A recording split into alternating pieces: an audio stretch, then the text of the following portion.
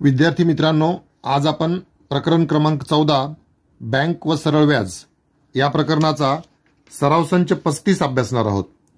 सराव संच 35 मध्ये आपल्याला 4 उदाहरणं करायची आहेत आणि 4ही उदाहरणं महत्त्वाची आहेत आणि या प्रत्येक उदाहरणामध्ये आपल्याला व्याजाचा दर, मुद्दल आणि मुदत दिलेली आहे आणि या 3 घटकांचा उपयोग करून काही उदाहरणांमध्ये आपल्याला व्याज शोधायचे आहे तर काही उदाहरणांमध्ये आपल्याला एकूण रक्कम शोधायची आहे। ठीक आहे, उदाहरणार्थ या पहिल्या आणि चौथ्या उदाहरणामध्ये आपल्याला फक्त व्याज शोधायचे आहे आणि दुसऱ्या आणि तिसऱ्या उदाहरणामध्ये आपल्याला एकूण रक्कम शोधायची आहे। तर या दुसऱ्या आणि तिसऱ्या उदाहरणामध्ये एकूण रक्कम शोधण्यासाठी आपण एकूण रक्कम बरोबर मुद्दल अधिक व्याज हे सूत्र वापरणार आहोत। म्हणजे या दुसऱ्या आणि तिसऱ्या उदाहरणामध्ये आपण आधी व्याज शोधू आणि मग नंतर दिलेलं मुद्दल आणि मिळालेलं व्याज या दोघांची बेरीज करून आपल्याला एकूण रक्कम मिळेल। उदाहरण 1 आहे, दसा दसे 10 दराने 6000 रुपयांचे एका वर्षाचे व्याज किती होईल। तर या ठिकाणी आपल्याला दसा दसे 10 दिलेलं आहे, म्हणजे व्याजाचा दर आपल्याला 10 दिलेला आहे। 6000 रुपयांचे म्हणजे मुद्दल आपल्याला 6000 रुपये दिलेला आहे आणि पुढे एका वर्षाचे व्याज विचारले, म्हणजे मुदत आपल्याला 1 वर्ष दिलेली आहे आणि व्याज आपल्याला शोधायचं आहे। ठीक आहे, तर चला उत्तर लिहूया। सराव संच 35 उदाहरण 1 मध्ये आपल्याला मुद्दल 6000 रुपये दिलेले आहे आणि उत्तरामध्ये सर्वप्रथम आपण मुद्दल लिहूया।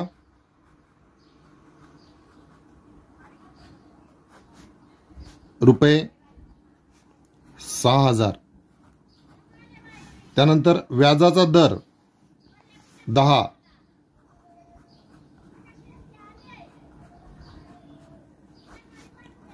व्याजाचा दर बरोबर दसा दसे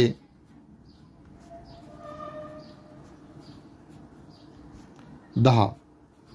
दसा दसे म्हणजे दर साल दर शेकडा, म्हणजे दरवर्षी दर 100 रुपयावर मिळणारे व्याज 10 रुपये।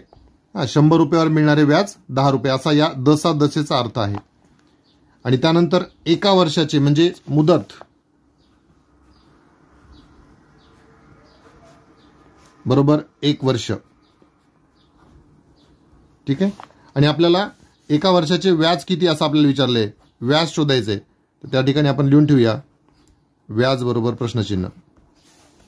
ठीक आहे, आता पहा उत्तर लिहिण्यासाठी आपण या 6000 रुपयांवरचे व्याज आपल्याला शोधायचे, तर 6000 रुपयावरील व्याज आपण x रुपये मानू। सुरुवातीलाच आपण उत्तरामध्ये गृहीत धरू रुपये 6000 वरील व्याज रुपये x मानू। ठीक आहे, आपल्याला प्रश्नामध्ये 100 रुपयावरील व्याज 10 रुपये आहे, तर 6000 रुपयावरील व्याज किती अशा प्रकारचा प्रश्न विचारलेला आहे आणि मग त्यानुसारूनच आपल्याला इथे एक समीकरण तयार करता येईल। आपण हे जे गृहीत धरलं त्यानुसार समीकरण तयार करता येईल। x छदस्थानी 6000 बरोबर व्याजाचा दर 10 आहे, म्हणजे 10 छदस्थानी 100। सो अशा प्रकारे आपल्याला समीकरण तयार करता येईल। पहा हे समीकरण आपण कसं तयार केलं, या समीकरणामध्ये जे गुणोत्तर आपण लिहिली त्या गुणोत्तरांमध्ये अंशस्थानी आपण व्याज घेतले आणि छदस्थानी मुद्दल घेतले। 6000 या मुद्दलावरील व्याज x, तसंच इकडे पण अंशस्थानी व्याज छदस्थानी मुद्दल 100 रुपये मुद्दलावरील व्याज 10 रुपये। तर अशा प्रकारे व्याज छदस्थानी मुद्दल, व्याज छदस्थानी मुद्दल अशा प्रकारचं आपण समीकरण तयार केले आणि सराव संच 35च्या प्रत्येक उदाहरणामध्ये आपण याच प्रकारे समीकरण तयार करून व्याज शोधणार आहोत आणि उत्तर आपल्याला मिळणार आहे। तर चला पुढे सोडूया। पुढे आता आपल्याला x ची किंमत काढायची। x म्हणजेच आपण 6000 रुपयावरील व्याज गृहीत धरलेले आहे। x ची किंमत मिळाली म्हणजेच आपल्याला 6000 रुपयावरील व्याज मिळेल। आता पुढे समीकरण सोडवण्यासाठी आपण काय करूया, आपल्याला x ची किंमत शोधायची आहे, म्हणजे हे डाव्या बाजूचे 6000 आपल्याला कट झाले पाहिजे आणि म्हणून आपण समीकरणाच्या दोन्ही बाजूला, डाव्या आणि उजव्या दोन्ही बाजूला 6000 ने गुणूया। 6000 ने गुणलं म्हणजे काय होईल, हे 6000 इकडे कटतील आणि इकडे आपल्याला x ची किंमत मिळेल। तर समीकरणाच्या दोन्ही बाजूला 6000 ने गुणूया, म्हणजेच x छदस्थानी 6000 ही डावी बाजू, याला 6000 ने गुणूया बरोबर उजवी बाजू 10 छदस्थानी 100 आणि या उजव्या बाजूलाही आपण 6000 ने गुणूया, म्हणजे दोन्ही बाजूला आपण 6000 ने गुणलं यामुळं काय होईल, हे डाव्या बाजूचे 6000 6000 अंशस्थानचे आणि छेदस्थानचे कटतील आणि इकडे फक्त x उरेल आणि मग पुढे हे 6000 6000 कटले अंशस्थानचे आणि छेदस्थानचे, इकडे फक्त x उरला. बरोबर. उजव्या बाजूला या 100तले 2 शून्य आणि या 6000 मधले 2 शून्य कट करूया, म्हणजे उजव्या बाजूला फक्त उरला 10 गुणिले 60 आणि 10 गुणिले 60चा गुणाकार किती येईल 600.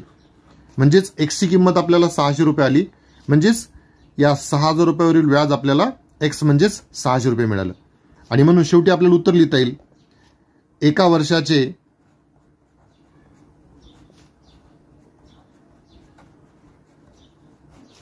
व्याज रुपये 600 होईल. प्रश्नामध्ये आपल्याला एका वर्षाचे व्याज किती होईल असं विचारलं होतं, तर आपण उत्तर लिहिलं एका वर्षाचे व्याज रुपये 600 होईल. ठीक आहे. यानंतर उदाहरण क्रमांक 2 करूया.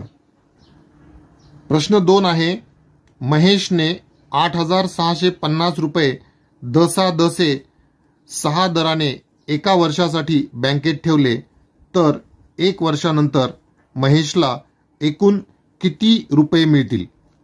तर या उदाहरणामध्ये सुद्धा आपल्याला एकूण रक्कम शोधायची आहे. आणि मी सुरुवातीला सांगितलं की एकूण रक्कम जेव्हा आपल्याला शोधायची असते तेव्हा सुरुवातीला आपल्याला व्याज शोधायला पाहिजे आणि मग नंतर मुद्दल आणि व्याजाची बेरीज करून आपल्याला एकूण रक्कम मिळत असते. तर या उदाहरणामध्ये सुद्धा आपण एकूण रक्कम शोधण्याआधी सुरुवातीला व्याज शोधूया. पहिल्या उदाहरणात जसं आपण व्याज शोधलं त्याच प्रकारे इथे पण आपण व्याज शोधू आणि मग नंतर व्याजाची आणि मुद्दलाची बेरीज करून आपल्याला एकूण रक्कम मिळेल. आता व्याज शोधण्यासाठी आपल्याला इथे मुद्दल दिलेलं आहे. मुद्दल आहे 8650 रुपये. व्याजाचा दर दिलेला आहे 10/10/6 आणि मुदत 1 वर्ष. या सराव संचाच्या प्रत्येक उदाहरणामध्ये मुदत ही 1 वर्षच आहे. सर्व उदाहरणांमध्ये मुदत 1 वर्षच आहे. मग आता या मुद्दल, व्याजाचा दर आणि मुदत या 3 घटकांचा उपयोग करून आधी आपण व्याज शोधू आणि मग त्यानंतर आपल्याला महेशला मिळणारी एकूण रक्कम मिळेल. तर चला उत्तर लिहूया. उदाहरण 2 मध्ये मुद्दल 8650 आपल्याला दिले आहे. महेशने 8650 रुपये बँकेत ठेवले म्हणजे मुद्दल 8650 आहे. उत्तरामध्ये सर्वप्रथम आपण मुद्दल लिहूया.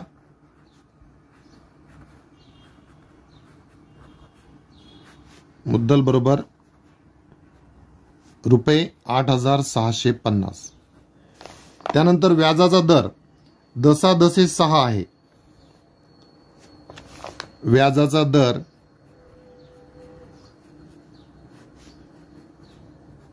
बरोबर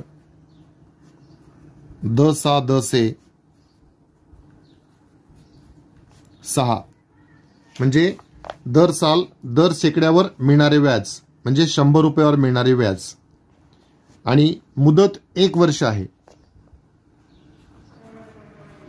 मुदत बरोबर 1 वर्ष. सराव संच 35 मधील प्रत्येक उदाहरणामध्ये मुदत आपल्याला 1 वर्षच दिलेली आहे आणि या उदाहरणामध्ये आपल्याला एकूण किती रुपये मिळतील, महेशला एकूण किती रुपये मिळतील म्हणजे एकूण रक्कम शोधायची आहे. आणि मग काय शोधायचं ते पण आपण इथे लिहून ठेवूया. एकूण रक्कम, एकूण रक्कम बरोबर प्रश्नचिन्ह. आता पहा, मी सुरुवातीला तुम्हाला सांगितलं एकूण रक्कम जर शोधायची असेल तर मुद्दल आणि व्याजाची बेरीज करावी लागते. तर मुद्दल आपल्याला दिलेलं आहे. मग सर्वप्रथम आपण व्याज शोधूया. जसं उदाहरण 1 मध्ये आपण व्याज शोधलं त्याप्रमाणे इथे व्याज शोधूया. तर आपण या मुद्दलावरील व्याज x रुपये मानूया. म्हणजे सुरुवातीला आपण गृहीत धरू रुपये 8650 वरील व्याज x रुपये मानू आणि व्याज शोधू आणि मग व्याजाची आणि मुद्दलाची बेरीज करून आपल्याला एकूण रक्कम मिळेल. तर सुरुवातीला व्याज शोधण्यासाठी आपण गृहीत धरूया रुपये 8650 वरील व्याज रुपये x मानू. मग आपण हे जे गृहीत धरलं यानुसार आपल्याला समीकरण तयार करता येतं. ज्या प्रकारे आपण उदाहरण 1 मध्ये समीकरण तयार केलं होतं त्याच प्रकारे 8650 वरील व्याज x आहे. म्हणजेच आपण असं लिहू शकतो x छदस्थानी 8650 बरोबर व्याजाचा दर 6 आहे म्हणजे 100 रुपयावरील व्याज 6 आहे असा त्याचा अर्थ आहे. बरोबर 6 छदस्थानी 100. अशा प्रकारे आपल्याला प्रत्येक उदाहरणामध्ये समीकरण तयार होणार आहे. या दिलेल्या मुद्दलावरील व्याज बरोबर 100 रुपयावरील व्याज. अशा प्रकारे समीकरण तयार झालं. आता हे समीकरण सोडून आपण एक्सची किंमत काढूया. एक्सची किंमत काढण्यासाठी आपण आता समीकरणाच्या दोन्ही बाजूला 8650 ने गुणूया.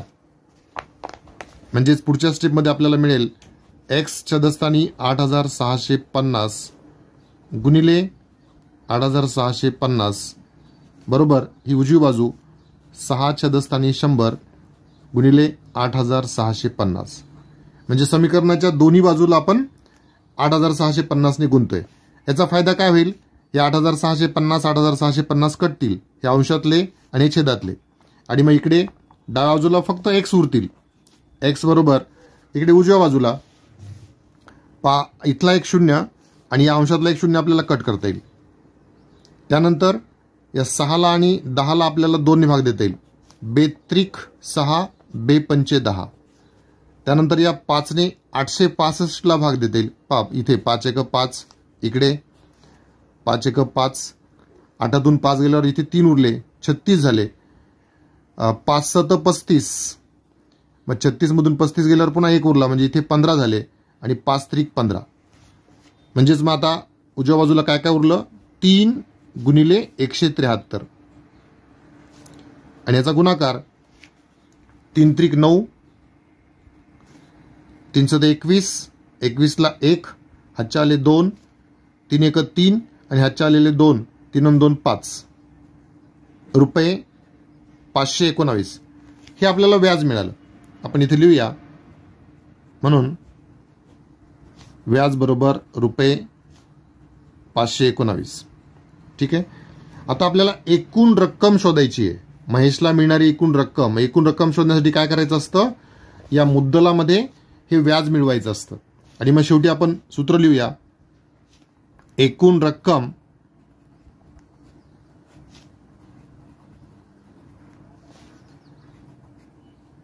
बरोबर सूत्र लिहायचं मुद्दल अधिक व्याज. आता मुद्दल किती आहे? उदाहरणात दिलेलं मुद्दल आहे 8650. म्हणजे इथे लिहूया आपण रुपये 8650 अधिक व्याज किती मिळाले? व्याज 519 रुपये 519. ठीक आहे. आता याची बेरीज रफ मध्ये आपण ती बेरीज करूया. 8650 अधिक 519 बेरीज 9 आणि 0 म्हणजेच 9, 1 अधिक 5 म्हणजे 6, हे 5 अधिक 6 म्हणजे 11, हातच्या 1, आणि 8 आणि 1 9, म्हणजे बेरीज आली 9169. म्हणजेच आपल्याला बेरीज लिहिता येईल रुपये 9169, आणि हीच आपली एकूण रक्कम आली.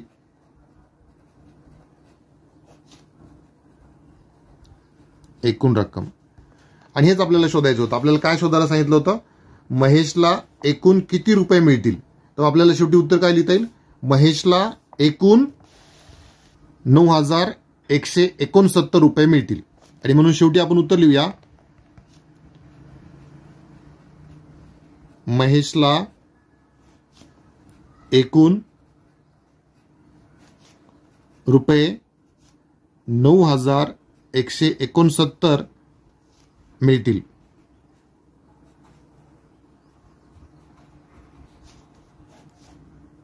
अशा प्रकारे उदाहरण 2 मध्ये आपण एकूण रक्कम शोधली. त्यानंतर उदाहरण 3 करूया. प्रश्न 3 आहे. अहमद चाचांनी बँकेकडून 25,000 रुपये कर्ज घेतले. व्याजाचा दर साल 12%, म्हणजेच 10/10 असल्यास एका वर्षानंतर त्यांना बँकेस किती रुपये परत करावे लागतील. तर या ठिकाणी सुद्धा आपल्याला अहमद चाचांनी 25,000 रुपये कर्ज घेतले, तर या व्याजाने अहमद चाचांना एकूण किती रुपये परत करावे लागतील. म्हणजे इथे सुद्धा आपल्याला एकूण रक्कम शोधायची आहे. म्हणजे अहमद चाचांना हे 25,000 प्लस या 25,000 रुपयावरील व्याज, असं दोघांची बेरीज करून जे अमाऊंट आपल्याला मिळेल, रक्कम मिळेल, तेवढे रक्कम आपल्याला परत करावी लागेल. म्हणजे इथे सुद्धा आपल्याला एकूण रक्कम शोधायची आहे. आणि एकूण रक्कम शोधायची असेल तर सुरुवातीला आपल्याला व्याज शोधावं लागतं. तर याही उदाहरणामध्ये आपण आधी व्याज शोधू आणि मग नंतर व्याज आणि मुद्दलाची बेरीज करून आपल्याला एकूण रक्कम मिळेल. ठीक आहे, तर चला उत्तर लिहूया. उदाहरण 3 मध्ये आपल्याला सांगितलंय अहमद चाचांनी बँकेकडून 25,000 रुपये कर्ज घेतले, म्हणजे हे मुद्दल झालं. 25,000 रुपये म्हणजे मुद्दल झालं. आणि मग उत्तरामध्ये सर्वप्रथम आपण मुद्दल लिहूया. मुद्दल बरोबर रुपये 25,000. त्यानंतर पुढे व्याजाचा दर साल 12%. दर साल 12% म्हणजे दसा दसे 12 असं आपण याला म्हणू शकतो. व्याजाचा दर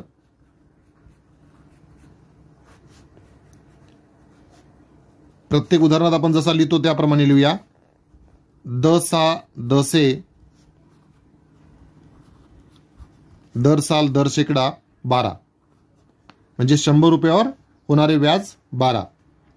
आणि मुदत 1 वर्ष. प्रत्येक उदाहरणामध्ये मुदत 1 वर्षच आपल्याला दिलेली आहे आणि म्हणून मुदत लिहूया. मुदत 1 वर्ष. आणि या ठिकाणी आपल्याला फक्त व्याज नाही शोधायचं, तर एकूण किती रुपये परत करावे लागतील असं आपल्याला विचारलंय. म्हणजे एकूण रक्कम आपल्याला शोधायची आहे. तर काय शोधायचं ते पण आपण लिहून ठेवूया.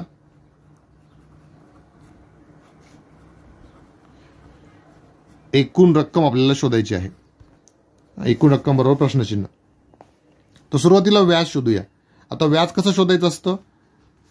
दसा दसे 12% असा आपल्याला व्याजाचा दर दिलाय, म्हणजे 100 रुपयावरील व्याज 12 आहे.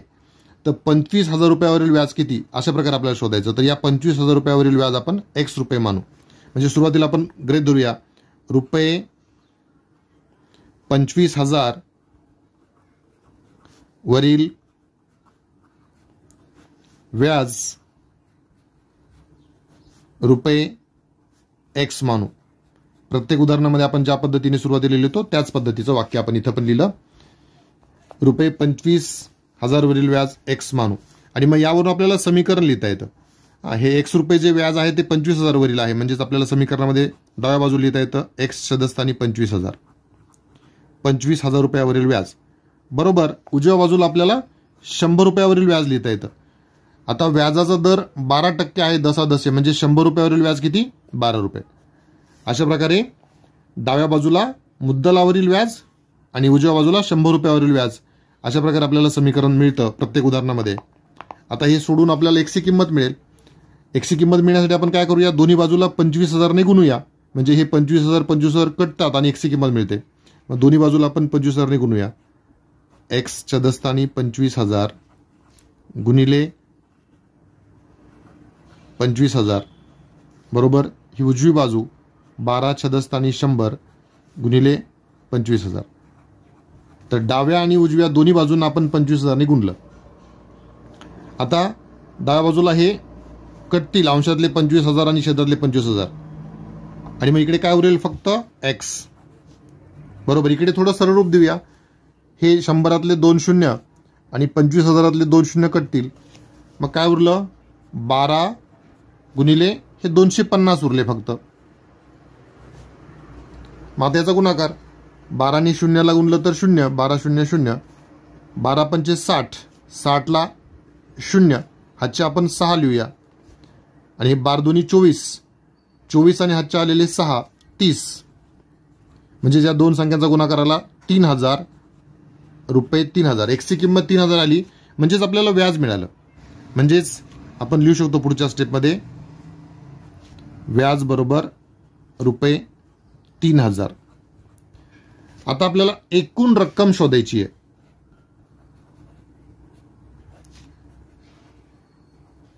एकूण रक्कम बरोबर सूत्र आपण काय लिहितो, मुद्दल अधिक व्याज. आता या उदाहरणामध्ये मुद्दल किती दिलेले आपल्याला 25,000. सुरुवातीला अहमद चाचांनी बँकेकडून 25,000 रुपये व्याजाने घेतलेले आहेत, कर्ज घेतलेलं आहे, म्हणजे हे झालं मुद्दल.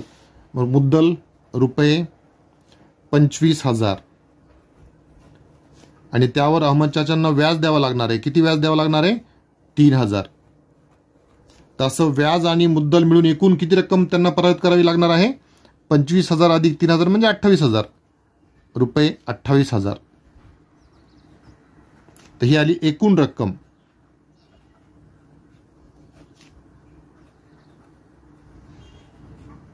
एकूण रक्कम 28,000. मग शेवटी आपल्याला उत्तर कसं लिहिता येईल? त्यांना म्हणजेच अहमद चाचांना बँकेस किती रुपये परत करावे लागतील? तर आपण उत्तर काय लिहूया? अहमद चाचांना बँकेस 28,000 रुपये परत करावे लागतील. मग शेवटी उत्तर लिहूया. आणि म्हणून अहमद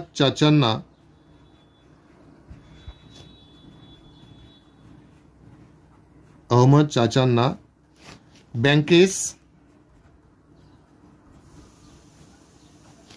एकूण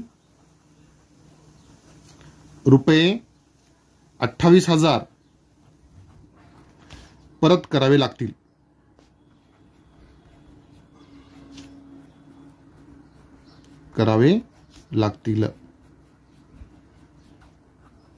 अशा प्रकारे या उदाहरण 3 मध्ये सुद्धा आपण एकूण रक्कम शोधली.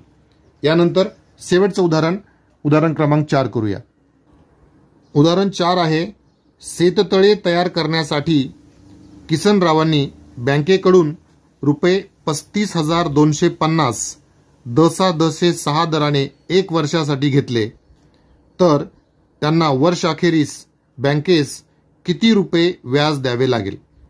तर पहा, या उदाहरणामध्ये आपल्याला किसनरावांना वर्षाखेरीस किती रुपये व्याज द्यावे लागेल, फक्त व्याजच शोधायचे आपल्याला. हे जे त्यांनी बँकेकडून रक्कम कर्जाऊ घेतलेली आहे, या कर्जाच्या पोटी त्यांना किती व्याज द्यावे लागेल एवढंच आपल्याला शोधायचंय. त्यांना एकूण किती रक्कम परत करावी लागेल, जसं आपण उदाहरण 3 मध्ये शोधलं तसं इथे आपल्याला करायचं नाहीये. एकूण रक्कम आपल्याला शोधायची नाहीये, फक्त त्या किसनरावांना किती रुपये व्याज द्यावे लागेल, फक्त व्याजच आपल्याला शोधायचं. व्याज मिळालं म्हणजे आपलं उत्तर आलेलं असेल. तर या ठिकाणी आपण ही मुद्दल घेऊया 35,250. व्याजाचा दर आपल्याला 6 दिलेला आहे, दशांश 6, आणि मुदत 1 वर्ष आहे. तर या 3 घटकांचा उपयोग करून आपण जसे पहिल्या 3 उदाहरणांमध्ये आपण व्याज शोधले त्याच प्रकारे या ठिकाणी आपण व्याज शोधूया आणि तेच आपलं उत्तर असेल. तर चला उत्तर लिहूया. उदाहरण 4 मध्ये आपल्याला 35,250 हे मुद्दल दिलेलं आहे. किसनरावांनी बँकेकडून एवढे रुपये कर्ज घेतले म्हणजे हे मुद्दल आहे. आणि मग सर्वप्रथम आपण उत्तरामध्ये मुद्दल लिहूया. मुद्दल रुपये 35,250. त्यानंतर व्याजाचा दर दशांश 6.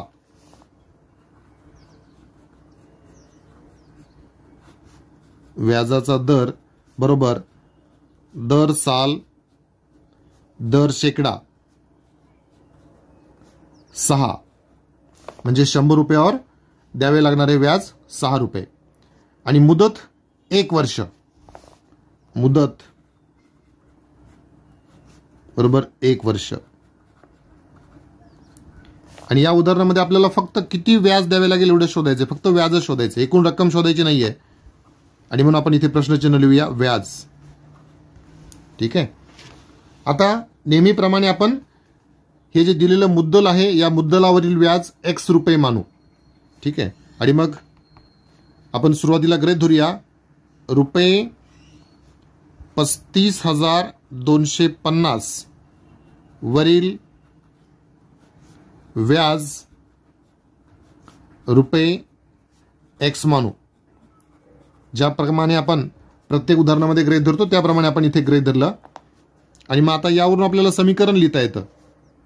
x छदस्थानी 35,250 बरोबर व्याजाचा दर दशांश 6 आहे, म्हणजे 6 छदस्थानी 100. म्हणजेच हे दिलेल्या मुद्दलावरील व्याज आणि हे 100 रुपयावरील व्याज. अशा प्रकारे आपलं समीकरण तयार होत असतं. आणि मग आता हे सोडून आपण x ची किंमत काढूया. मग हे सोडवण्यासाठी आपल्याला दोन्ही बाजूला डाव्या आणि उजव्या बाजूला या रकमेने गुणावं लागेल 35,250 ने. म्हणजेच आधी आपण डाव्या बाजूला गुणूया. x छदस्थानी 35,250 ही आपली डावी बाजू आहे. हिला आपण 35,250 ने गुणूया. बरोबर ही उजवी बाजू 6 छदस्थानी 100. आणि या उजव्या बाजूला सुद्धा आपण त्या संख्येने गुणूया 35,250. ठीक आहे. आता या दोन्ही बाजूला गुणल्याचा फायदा काय होतो, हे 35,250 आणि छेदातले 35,250 कटून जातात. हे कटले म्हणजे इकडे फक्त काय उरतात x. आणि मग इकडे उजव्या बाजूला आपण सरळ देऊया. या 100तला 1 0 आणि या संख्येतला 1 0 कट होईल. त्यानंतर या 6ला आणि 10ला आपल्याला 2 ने भाग देता येतो. 6 आणि बे पंचे 10. मग इकडे 5 उरले. 5ने आपण या संख्येला भाग देऊया 3525 ला. 5 एक 5. इकडे 5 7 35. आता या 2 ला 5ने भाग जात नाही म्हणून आधी शून्याचा भाग द्यावा लागतो आणि मग नंतर आपण या 25 ला या 5ने भागू शकतो. 5 वजा 25. ठीक आहे, म्हणजे हे 705 आले आणि हे 3. मग आता x बरोबर आपल्याला मिळेल 3 गुणिले 705. मग यांचा दोघांचा गुणाकार 3 5 15. हातच्या 1. 3 0 0 आणि हातच्या आलेले 1 1 आणि हे 3 7 21. म्हणजे रुपये 2115 हे आपलं व्याज आलं. आणि म्हणून व्याज मिळाले. मग आपल्याला शेवटी प्रश्न काय विचारला होता? त्यांना म्हणजेच किसनरावांना वर्षाखेरीस बँकेस किती रुपये व्याज द्यावे लागेल. तर आपण उत्तर काय लिहूया? किसनरावांना वर्षाखेरीस बँकेस 2115 रुपये व्याज द्यावे लागेल. याप्रमाणे आपण शेवटी उत्तर लिहूया. शेवटी उत्तर आपल्याला लिहिता येईल किसनरावांना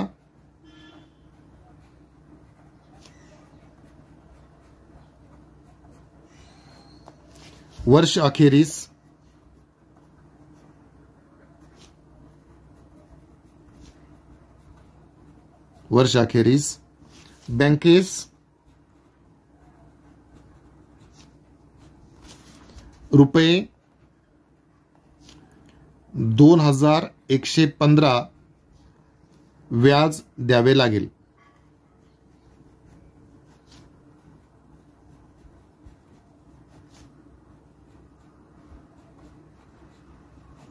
ठीक आहे. सो अशा प्रकारे या उदाहरणामध्ये आपल्याला फक्त व्याज शोधायचं होतं, ते आपण शोधलं.